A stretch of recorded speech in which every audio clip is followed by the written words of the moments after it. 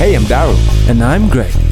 We're on a journey on the long and winding road to share with you the glorious gift of music. We've had the privilege of making a lot of friends, and now we finally have the chance to sit down and have a conversation about their long and winding road and share with us the glorious gift of their music. So, relax and rewind it back. on that note, here's On That Note with Daryll and Greg. Hey guys, ladies and gentlemen. Welcome back to another episode of On That Note with Daryll and Greg. Yes, and we had the hip hop chapter last month, which was That was a very nice event here at On That Note, and we're very happy to have had the incredible artists. Yeah, come all of on, them actually. Like, And I can't believe that we're hitting the 18th episode, dang. which is like, it's crazy. Like when we started this, we didn't think we'd even go this far actually, Yeah, to be man. honest. I was at 10 and I was like, oh damn. Okay. Yeah. Well, but we're having fun, and we're always having fun talking to artists, talking to every musician from different parts of the Northeast, and this is no different. We have a guy who's probably done a lot of things in the past few years, and he was born and brought up in Shillong, but moved to the States. He was in New York for a long time, had a few projects. I think you may have heard of Mon Khmer, an exhibition, and then he went on to play with Albert Hammond Jr. on his band. Oof. And yeah, I was on David Letterman, dude, like Right, crazy. that resume just I think from all of the musicians that we have had, like besides I think Soulmate, like obviously I think this artist that we have on today has to be one of the most accomplished like musician that we have had the pleasure right of talking to, and so yeah, without further ado, yeah, man, there's so much more that he's done that we could put as part of this intro, but let's get on to the show and talk about that during the show, right? So, like Daryll said, without any further ado, please welcome Hammarsing Kharhmar. Yes. Hi, bro. Yeah. Hey. Thanks for the really sweet intro. Too nice. Well deserved, man. Yeah. Right? I mean, that's a very, very long list. And you've also worked with some guys that, we have also like looked up to since we were kids. Since getting off, like listening to the Strokes for the first time and dancing to that music, and you're like, this band. And then like, you know what I mean? Like to know somebody who has been... Cool. And I don't know how many people know the Strokes and Shillong and all that, but yeah, to be very honest, just a very lucky guy. So and like now being back here, it's kind of feels like a dream or something. I was touring with a guy from the Strokes and made a song with Julian. I'm like looking at him from a distance. I'm like, this is a little weird. Well, let's speak about that. You're back here now, but we know that you grew up here also. You went to school in Shillong. You grew up in Shillong, and we'd like to speak more about that, about your beginnings, about how everything started for you, and your early influences and all of that. So yeah, man, just tell us about growing up in Shillong. Okay, so I'm not very young, although I look young. So I grew up in Shillong at a time when everyone played guitar. Like now everyone plays guitar, but they're also DJs. They're like producers. There's different styles of music. But like growing up in Shillong, late 80s, when I was like in my teens, it was in the 90s, and that was literally like it's just rock and roll. Like Shillong was rock and roll. Yeah. Right. Shillong was more rock and roll than New York was rock and roll when I was in New York. So like entertainment was a feat. There are not so many of them now. So we feat, hear a band and then you fight, or someone's fighting. That was the spirit of Shillong at that time. And you go to any house and someone pulls out a guitar. That still happens now. Right. But then it was just even more. like I don't go anywhere. I'm like, please don't make me play guitar. I don't want to. Now I'm like one of those guys. I feel embarrassed because I don't know. They'd be like, what? That guy went to Berkeley? He sucks. So learned guitar from my dad, who's a great guitar player and really amazing singer. So that was the beginning. And then you watch your cousins, and then you're like, oh, nothing to do. Let's learn a guitar solo. And they're like, Daryll for me. And then, oh shit, I can play that. Let's put Sultans of Swing. Oh shit, let me try out Deep Purple. So that's how we started. Yeah. And then Edmund's, then school plays. So that was really the beginning of being interested in music, but never thought I'd actually do it professionally or get obsessed with it and make it eat me up also in a way. What was the People love hate. That's my point.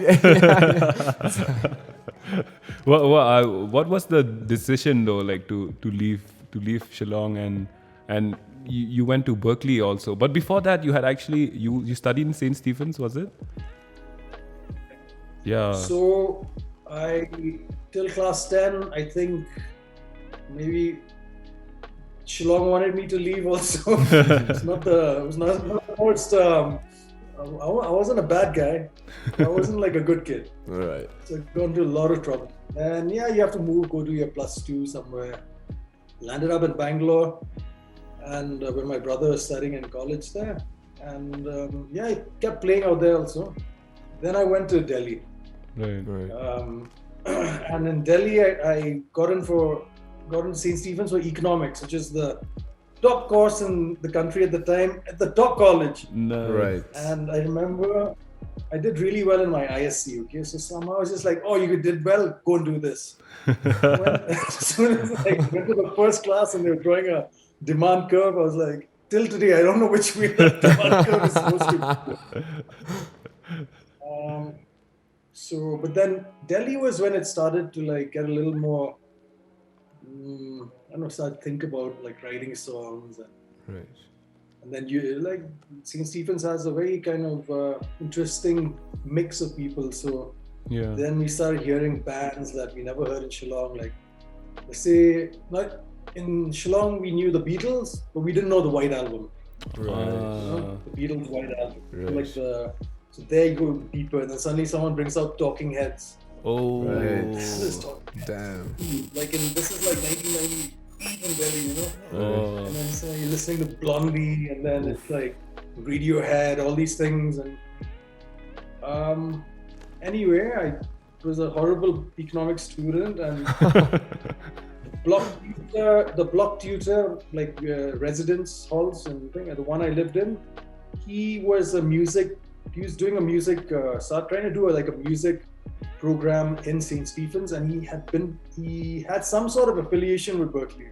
Right. Okay. And then he saw me play, and then I was very lucky that I could afford to go there, because after I finished economics, I still wake up with like nightmares, like oh yeah, I finished it, It was, and then I got to Berkeley, and again it was like a big slap in my face. I was like, what am I doing here? So let's speak about that, like moving from Berkeley to New York.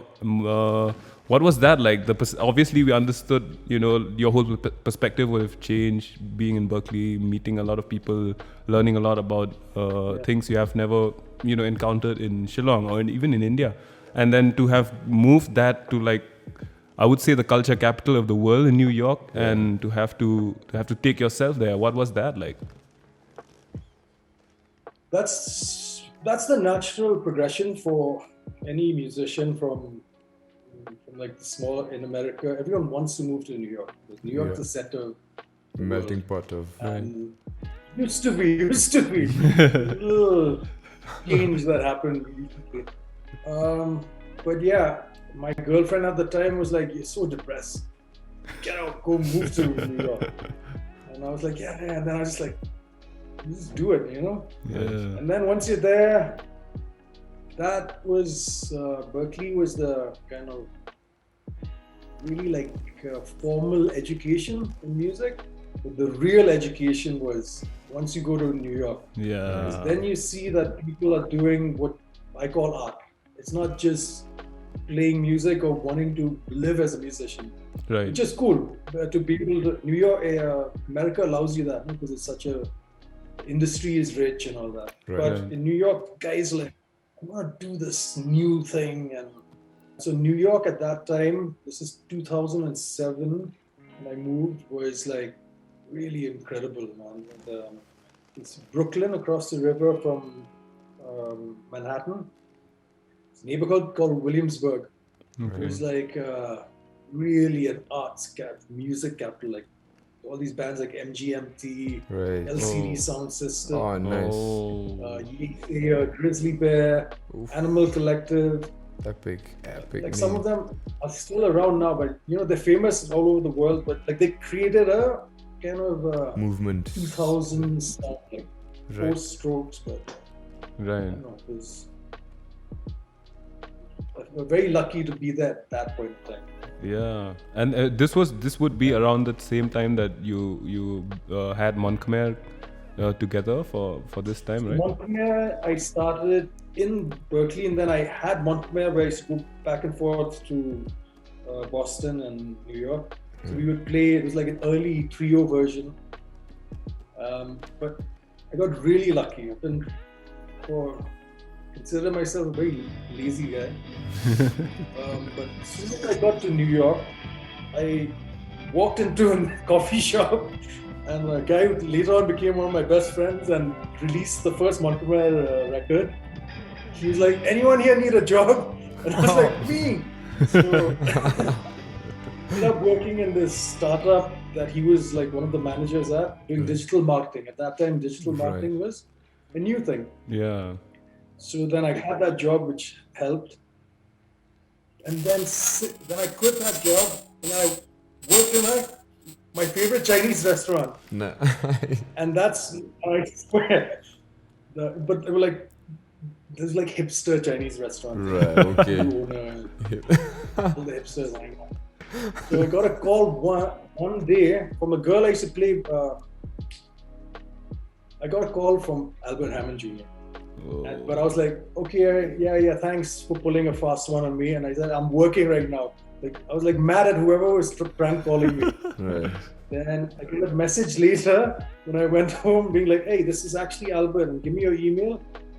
And I was like, oh, like screw this, but gave my email. And then when I went home, I found 2 tracks that I've never heard before because I knew I love the Strokes. Right. And I knew Albert's solo stuff. I was like, this is definitely like, it's not out yet, but I've heard it. So it says, come for an audition. And then I went, the next day I learned those 2 songs. Simple songs, but you have to play them his style, you know? He's like, Right. I want it like that. And so I got the gig, but I was lucky because his cousin was friends with this girl I used to play music with in Boston. So Okay. she recommended me. Right. So like that network is really cool. Right. But yeah, so that beginning was very like too much like a dream, like oh shit, rock and roll dream. Too Right. easy. Yeah. Yeah, that But it didn't stay like that. It went like boom. It was all downhill after that. Yeah, that sounds great. You know, the fact that you just got a call when you're working, like Right. from one of the craziest rockers that's ever been there, and tell us about that experience, man. Like you playing with Albert Hammond Jr. Took you to a lot of places. You opened for Coldplay Coldplay, and you were on David Letterman. You played a set at Lollapalooza, like. All of this stuff is probably it's every Shillong musician's dream to do that, you know. It's basically every musician's dream, right? yeah, Like exactly. no matter where you are. Yeah. What I saw which I try to share with people I play with here is like, these guys would like practice like hardcore, you know, 4 hours the same, like da da da da da da da da. No, with the click, like Right. no, you missed it. Like it's like almost like, oh man, this is not what I expected. But it was just, they were like training, you know, to really put on a good show. Right. Yeah. And what's, so I was really sort of in awe, intimidated, but also at that Shillong thing, I was like, who the hell are we? Whatever, I'm from Shillong. So, I'm cool, but sometimes I was like, shut up.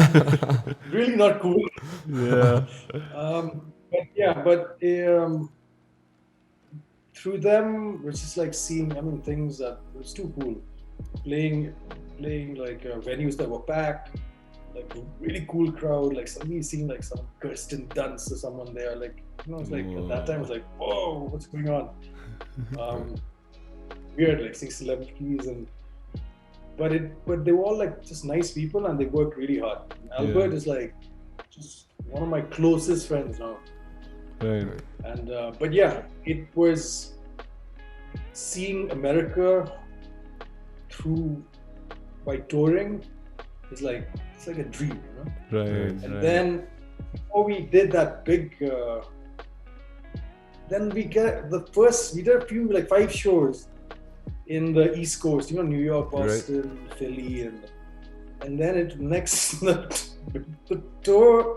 the first tour was opening for Coldplay for 6 weeks in Europe. So that was like too much. It's like, what the hell? Like a bus, Brain melt, man. touring and playing arenas, and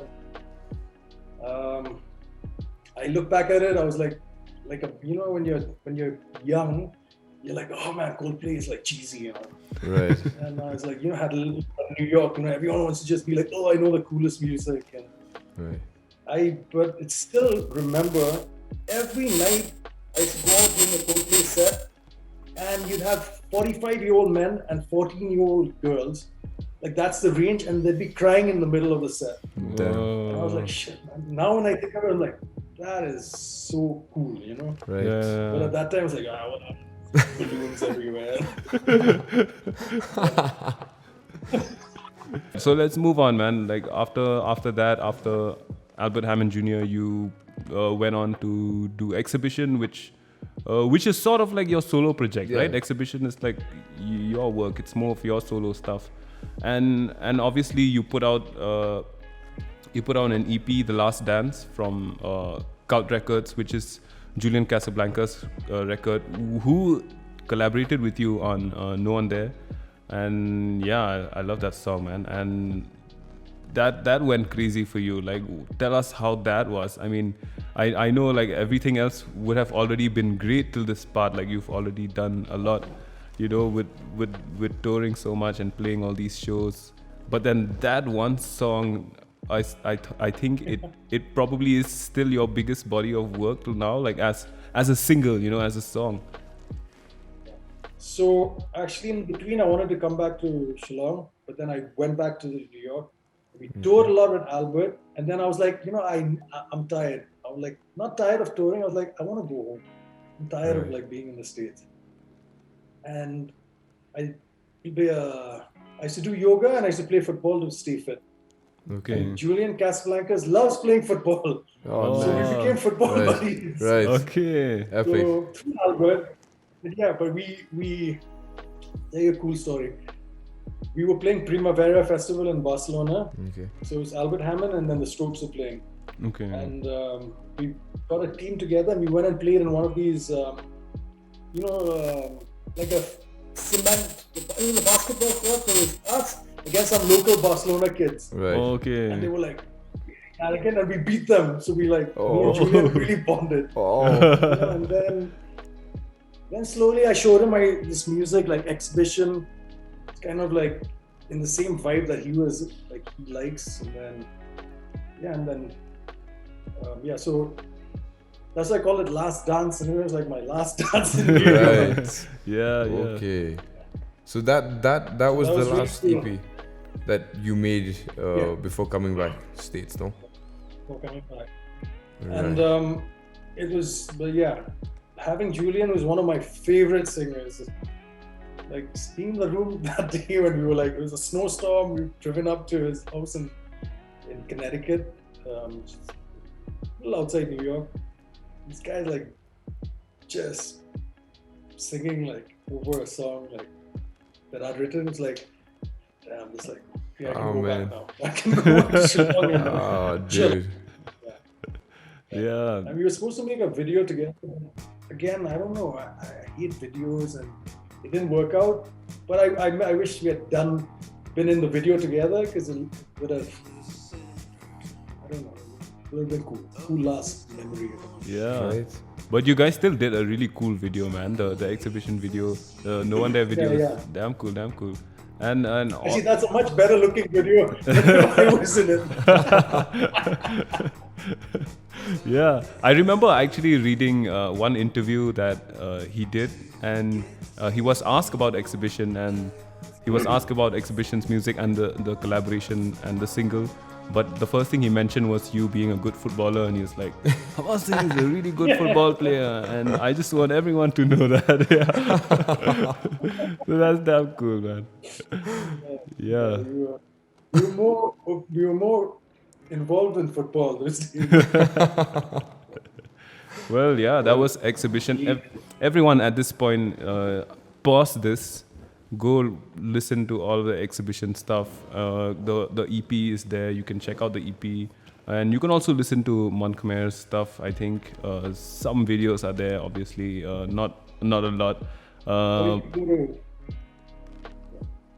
It's on Spotify and all that. Yeah. So go check all of that. Look for us on YouTube. We'll land up in some Korean tour video. Language store of. Better, in fact. Yeah. So, yeah, guys, let's come back. You came back. Then he flew miles and flew Yeah. over that ocean, and then he landed back in his hometown. Humble abode. Humble abode. And yeah, man. So, like, what was that decision like? Obviously, we understood that you wanted to come back as it Yeah. is, but to actually do that, having had something for you going in New York. You know, Yeah, like, while on a kind of like a ride, like a proper ride. I don't know. I was just tired, and New York was changing. A lot of things were happening at that time. Like it just didn't feel good anymore. So even if I was just tired of chasing something, Right. chasing something that's always in front of me. That I'm like, at some points, like, it feels kind of stupid. yeah. But I did as much. I mean, I did not. I don't want to say I achieved, but experienced so much. So I felt like, okay, I'm done. It's like can't try and get everything. And then also at some point started feeling like, being very displaced, like neither here nor there. And then when I came home, I was just like, I don't know, man. Something just said, hey, you're not going anywhere. And then I was like, you know what? I was like, so many things that I wanted to do, like Mon Khmer. Always tried to what little I understood of Khasi music, rhythms, and stuff. I used them, but now I can like dive deep inside and Right. Yeah. do it in the right way. The way I went and did rock and roll in America. Now I'm actually coming home and not relearning. I'm learning. Yeah. So my brain is like fully activated and inspired. So Right. it feels really nice. And I'll tell you what, one thing, home is home.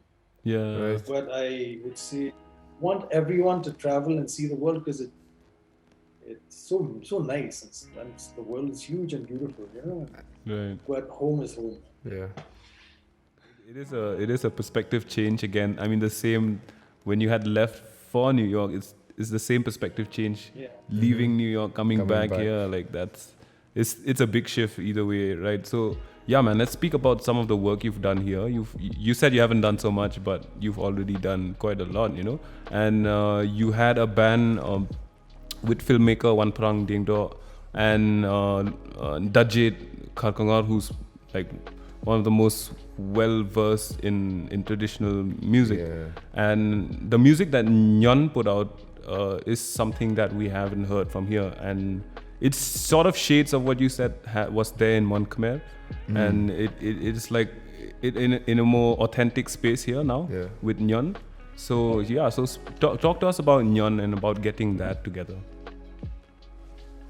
Yeah, so as soon as I came back, I actually wasn't even playing music. I was like, didn't even want to play music. But then I remember, like, I'd go to the dances, Shabsat and Cine and all the Khasi dances. Oh, I love this. Then I was sitting at a Lajam game and polo, and I just heard all these beats, and I was like, who's playing this? And then it turned out to be Dajit and all. They used to be hired by the management to pep out the crowd. Play. While watching the game, I'd be like thinking of all these tunes and like going into my own like world. And then so then I got in touch with Dajit. At that time, I was just talking to Dajit the other day. I was saying, remember, that's how we, I have those early demos. It's like, wow, it's like from then to now, it's like, that's so nice. Like it was like baby then, and now grown. He's like on another level. Right. And then One Pran also happened to be back at the same time, and he's also interested in a lot of the things that I'm interested in. Right. And so I was like, oh, I have this. He said, I have this movie, love some music, but like, I want some Khasi-based music. And I was like, I'm doing this with these guys. So one day I took over, she played the scene through my phone, and then it was like, he was like, listen, I'll record you guys, but let me use the music. So I remember it was in this house opposite Edmund's, his cousin's house, and then he was recording, and then at the end of the session, he was like, just let me try and sing over one of the songs. And that's the song Shem. Okay. That's there. It's in his. It's in the soundtrack of his movie also. Right. So that was just happened. I was like, then we kept working together, and So we have something coming out, a live video, Nice. but haven't been that active, and it's difficult. The band was so big. Right. We when I played Zero, we were like 8 people. I think Duncan was also there. We have 2 drummers. But I love what I'm doing with Nion, and then Minot, and then watching all these musicians like Dajit, and I feel like that's what I'm gonna, even though I went and did rock and roll for so long, it's really cool, maybe as an insider, like I spoke the other day also, I'm like, you know what, we have to push this angle also, and then another Shillong sound's gonna come out. People listen, be like, oh yeah, that's a Khasi beat, or they'll be like, Greg's playing. I mean, you're like one of my favorite guitar players, but you think like suddenly some parts you'll be like, some of the licks will have those rhythms, and maybe like emulate the Tangmuri a little bit, and then I feel like that needs to grow alongside everything that's growing out here. Right. Because that foundation is so unique. Yeah. So like when you take blues from Mali, there are all these guys, Bombino, I don't know, you hear it and you're like, oh, that's like blues guitar, but with this Saharan African vibe. Okay. Like I want people to do that out here also. So a lot of these projects are helping me find the sound also, and then maybe someone's gonna do it even better, which is definitely gonna happen. Right. Like a kid might hear something that Nion thing and be like, you know what, those guys were kind of cool, but I'm gonna really show them how to do it right. Right. So I think music for me now is more about that, being inspired, and what will happen in the future. Yeah. This would be the perfect time to hear a song from you. So tell us about what we're gonna be hearing and what the song is all about, man. Okay. So this is a follow-up to the song by Minot called Kahap Ishkintin. And we're still in the process of writing it. So giving you like it's a special, I guess. You're getting the stripped down, just me and Bajit playing the instrumental version of it. Epic. Nice. This one is not. It'll be using some of the Khasi beats that are not most people won't be so familiar with. So I won't just play it and then it tries to capture kind of the melancholy of this landscape. Right. This land that we live in. Right. All right. So this is Minot, Dajit and Hammar with Lakrsil.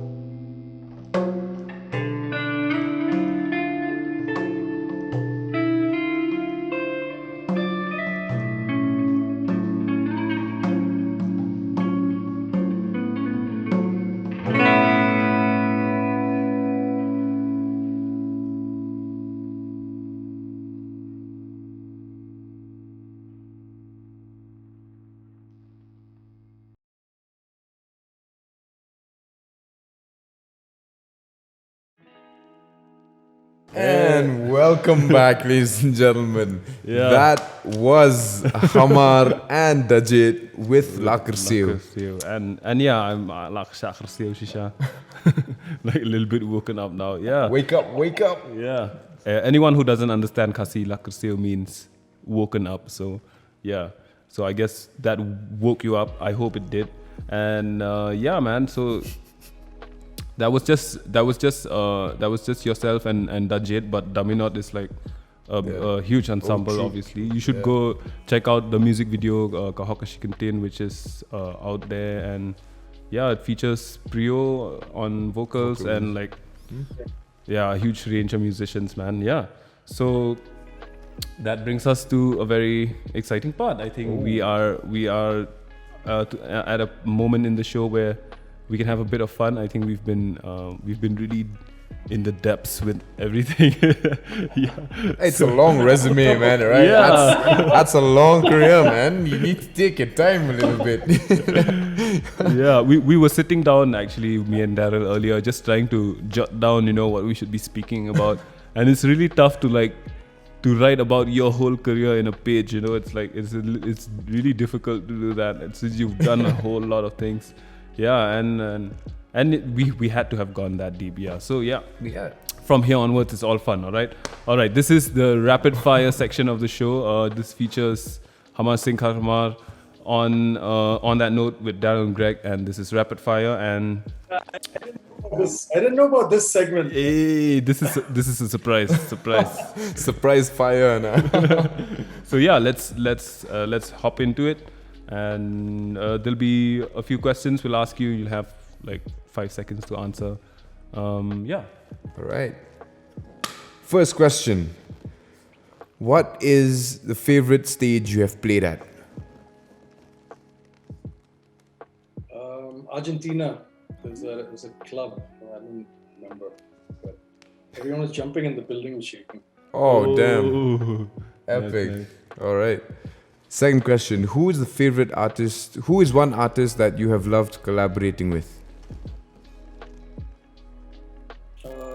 I guess Julian Casablancas. Yeah. You can't beat that. Yeah. I mean, it's kind of tough. I think man. we knew that one before. Yeah, I think we knew. Yeah, but not there actually. There are too many. But now it's like comic, Daji, and so it's like, I don't know. That's now I'm going. They're all in the same place. Okay, the next question. Who is one artist you would like to work with?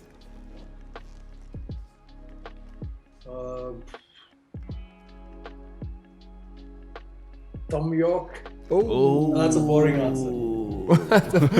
There is nothing boring about Tom York. I'd say Johnny Greenwood. Okay, Johnny Greenwood. All right. Because he influenced me the most. Probably one of the biggest influences. Even got a Telecaster because he plays a Telecaster. Right. One of my favorite guitar. Epic. All right. Well, here's the fourth question. If you could change one thing about your musical journey, what would it be? Change. I don't know. I don't know how to read that question. I don't know. Like change the course or something I did. Or I mean, like anything, any decision, I'll just be more disciplined. That's it, and less of sort of less presumptions. Yeah. All right. Just work hard. Yeah. All right. Next question. Who's your favorite Northeast artist? I would have to say Dajit is my favorite. Oh, yeah. Musician right now. All right. What's the last question? We have the final question. You want to do the final question? The final question is if you didn't have music as a career at that time, what do you think you would have been doing? Well, I thought I'd become an economist. I always wanted to be an architect. Right. Man, Right. I mean, this works I have too. math and physics. No chance. Well, that was it. There we go. That was Rapid Fire with Hammarsing. Thank you so much, man. Rapid. That was rapid. Yeah, I think we should say The longest rapid fire. Well, yeah, that wraps it up. That was Rapid Fire. And so, yeah, let's speak about the future, what the future holds. As we understand, you're now sitting in Rinsan. This is your new place, is it? Yeah. Yeah, so tell us about this, man. This place is Rinsan Shillong. That's the name.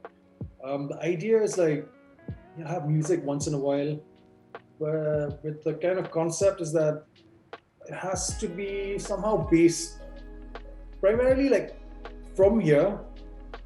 So like the food should incorporate local ingredients and so it should be new, but has to have like some kind of local element to it. The same with the music also. I was like, come here, you do whatever, but you can criticize where you're from, but you just do it well. Yeah, or you can like, you can't just come and play someone else's song the whole set. Like the whole concert will be like, don't care how bad you are, how great you are, but play your own song or do something in your own language and for everybody. Right. So like, and then maybe have talk. So kind of like a small cultural space. So in my way, I'll be giving back in that sense also, because I saw in New York, that's what people did. They really expressed and investigated themselves, So maybe this will be another option for people in Shillong and Northeast and the country also come here and be like, oh, let's go there and see you play, Daryll play, doing something out of your normal comfort zone. I'll be like, hey, okay, come on, guys, like, do something. That you'll be like, Left. You'll have to push yourself into a different realm. Right. Nice. Let's speak about the musical future. What have you got in store for everybody in the music side of things? I'm really, really excited about this collaboration I'm doing with Khasi and Meba. Yeah. And so I'm doing all the stuff that's very based on sort of Khasi rhythm, Khasi philosophy, and really trying to highlight it, but also learn. But on the other side is my rock and roll side of playing, like New York rock kind of thing. And so we started working last year, and it was I love those guys. These artists are like too good. Yeah. So we'll be putting out something soon. We've already finished 2 songs. Nice. There's one song that's like from the exhibition. It's like reworking exhibition songs. So instead of my sad voice, now it's like new melody. But for me, it's more fun because I can compose on guitar and make the rhythms really easily. But singing, I'm not a singer, but I always just did it because I was like, I don't like that.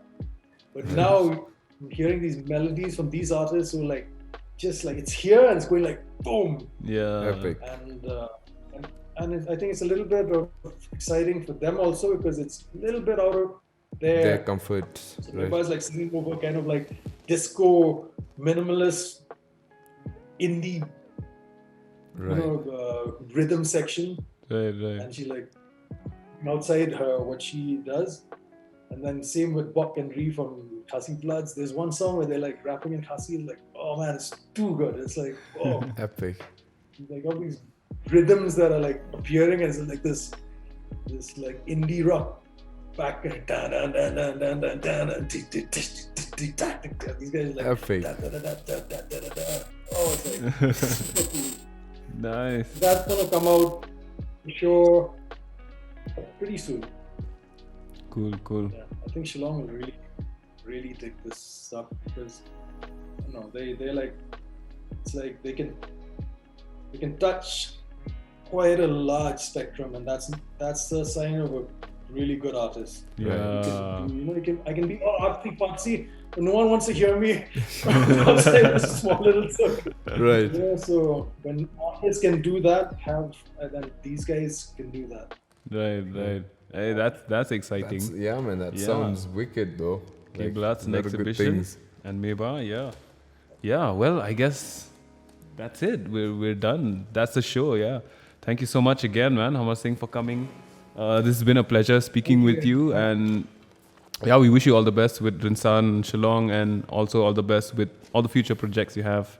We hope to hear more of Minot, more of Nion, more of Exhibition, more of the collaboration with K-Bloods and Meba, and yeah, and we wish you all the best with everything. Yeah, man. Thank you so much. Thank you so much. Thanks so much. Thanks. Boom.